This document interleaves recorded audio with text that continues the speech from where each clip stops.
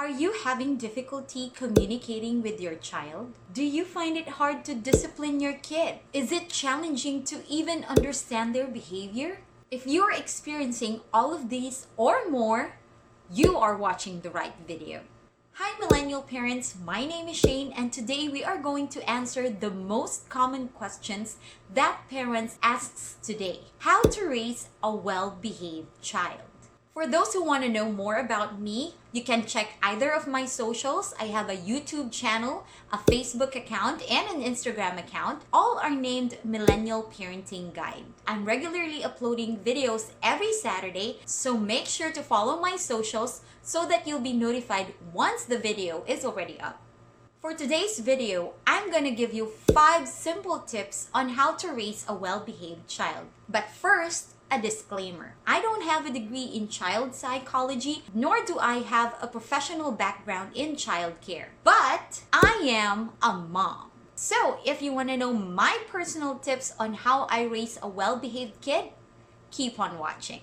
Tip number 1, listen with an undivided attention.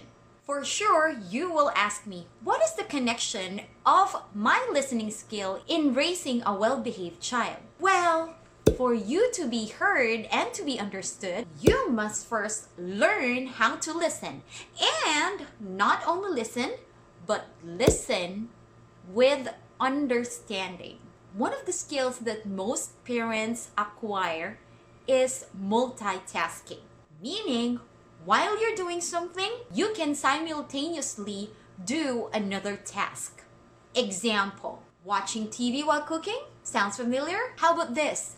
Doing the laundry while cleaning the house. Here's another one. Browsing the internet while talking to your child. Kids may be kids, but they are all smart. They know when you are not listening to them. And guess what? They can feel if you are not even interested with what they're saying. And when they feel you are not listening, they will stop talking. And what would be the result of that? They will eventually look for people who will listen to them and understand them. And with kids nowadays, they have the whole world to listen to them through the use of internet. So parents, let's be conscious in making efforts to listen to them and become interested to whatever they say, because your kid matter more than anything else, right? Tip number 2, in some cases, let them experience the consequences of their actions. Learning the effect of their actions, even at an early age, will give them a lasting lesson that they will carry until adulthood. Example, I know that my daughter's stomach or digestive system is a little sensitive, meaning food and some beverage, if taken in big quantities, may lead to an upset stomach, vomiting, or even indigestion. My daughter loves to eat balot. And because she loves balot so much, with a lot of native vinegar, sometimes she gets out of control. Recently, she did get out of control. Though she ate just 1 balot or 1 egg, I believe she had too much of the native vinegar. So what happened was her stomach acted up and there were episodes of vomiting before the dawn breaks. Well, of course, I was there beside her. I did not reprimand or yelled at her, but what I did was I gave her an intimate look and slowly, dramatically told her, now you know. She was about to cry and give me an equal nod and hugged me and finally said sorry for what she did. From there, she still eats food that can be dipped in vinegar, but not too much, for she already knows the possible reaction of acidic food in her tummy. Tip number 3, compromise but don't give in. In my relationship with my child, I believe in openness and I believe that her say is as equally important as mine. Meaning, before we set certain rules in the house, I make sure to get her point of view and we compromise on how we can set the rules wherein we both agree. Example, gadgets. Now, it is a big no-no for my daughter to use the iPad on school days. But before setting that agreement, my daughter asked me if she can use the iPad on a Tuesday night. Instead of saying no and reprimand her, I sat down with her and explained to her the pros and cons of using the iPad on a school day. I did not stop until she understood, and I even showed her some videos of the negative impacts of using gadgets on a school day. After an hour of conversation, not lecture, she finally realized my point and she added some of her point of views as well, and eventually we agreed that she can use the iPad on weekends and on holidays. So last Christmas holiday, she used the iPad almost the entire day, and I did not stop her to use the iPad because it was our agreement. You see, when you make them understand, they will agree. And here's the beautiful thing about that. My daughter doesn't use the gadget on a weekday, even if she can see it on top of the table or on top of the bed. She doesn't even touch it because she agreed not to use it on a weekday. So instead of making rules and force them to follow, sit down with your kid and make an agreement.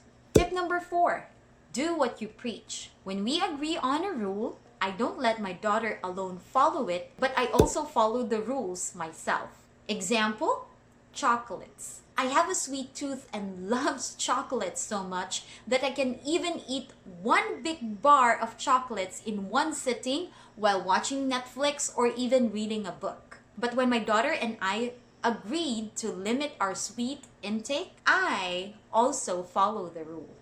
Now, we have a lot of chocolates in the fridge, but we only take 3 pieces or a small piece, not even every day. The reason for this is because kids nowadays are like this. When you set a rule or you set an agreement and then you don't follow it, they have this phrase, bakit ikaw pwede? Bakit ako hindi pwede? Bakit pag sa'yo okay lang? Bakit pag ako hindi? And the parents will reason out like this. Basta. Or, kasi maliit ka pa, kasi bata ka pa. Ending up creating more confusion and worst, rebellion.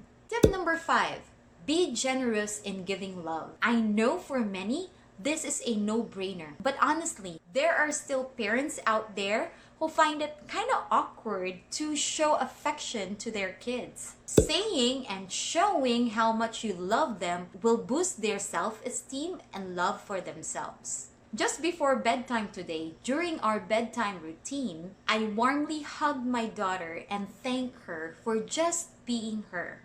And she asked me, "Why, Mama?" I said, "Because you are very kind, very patient, and understanding.